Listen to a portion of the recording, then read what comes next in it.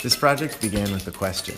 I was sitting at my desk one day when I saw my metronome, and I wondered what would it sound like to hear all of the tempos of the metronome, all of the beats per minute, played back at the same time. So I went around and recorded all of the beats per minute, all the BPM of the metronome for 30 seconds each. So I started at 40 BPM and recorded it for 30 seconds, and then went one up to 42 BPM, recorded it for 30 seconds, all the way around to 208. Went into GarageBand, lined up all the tempos, pushed play, and what I found was this sort of beautiful rhythmic chaos.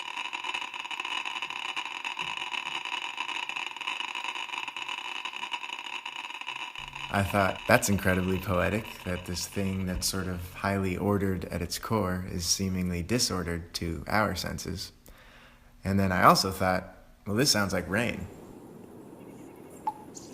What if we could do this with falling water? What if we could make this with rain?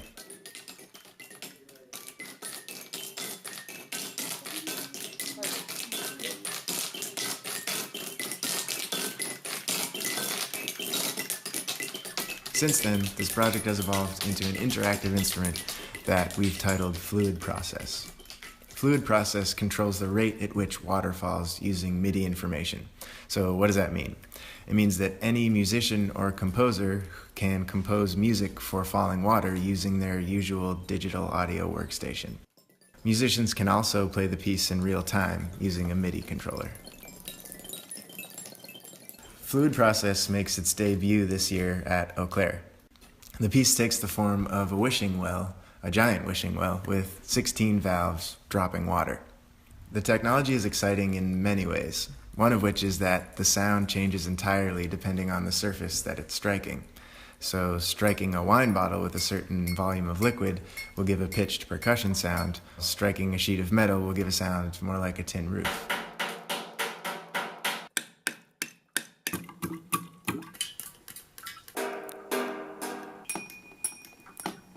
The installation at Eau Claire is also interactive. Festival goers can come and play the piece in a few different ways.